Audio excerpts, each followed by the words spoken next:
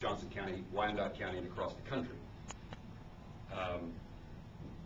As of a couple weeks ago, the latest component of the Dodd-Frank legislation kicks in, something called a Consumer Protection Financial Bureau, CPFB, and there are hundreds of regulations in the process of being written that come from that new Consumer Protection Bureau. I was interested to read, although saddened to read, a Wall Street Journal story yesterday that a bank in Texas has decided to go out of the business of banking.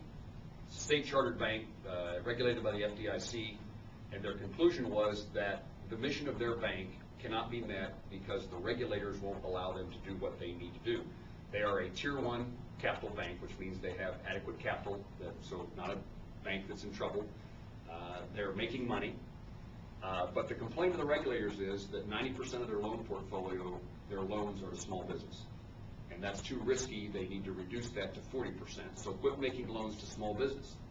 How contrary to what it is that we ought to be doing, and particularly this is a bank, a small bank, that's making this decision. So if they would go under, if they would fail financially, it doesn't have a consequence. It's not too big to fail. It doesn't affect any other bank or any other financial system. It's a decision made by the investors in that bank that we're going to be a bank for small business. And generally, my experience as a small town Kansan, those bankers know their customers.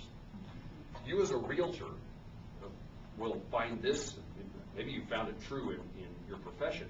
At least a dozen Kansas bankers have told me they no longer make home loans to people who want to buy a house in their hometown or anyplace else, because they are so fearful of the regulators. The regulations are so onerous and the mistakes too expensive to run the risk of making a home loan. What a terrible occurrence in our country that the regulators will put out of business, or at least restrict the business of a bank to make a home loan to a customer in their hometown. That's an amazing development to me. You all are more city than me, but the example I use of this at home, and for any of you who grew up in small towns, this may mean something to you.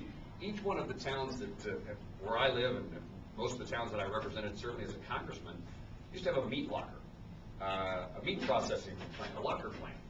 They don't exist anymore. You know why they don't exist? Not because people don't use them, didn't want to use them. They don't exist because the Department of Agriculture created food safety regulations that put them out of business. They couldn't afford to comply with all the new food safety regulations.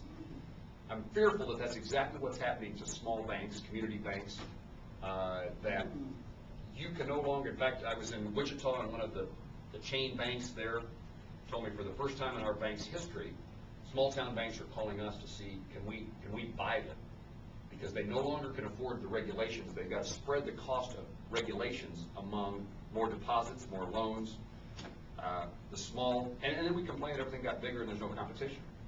Government regulations are diminishing competition, and the free market system only works when that exists. You've said that several times.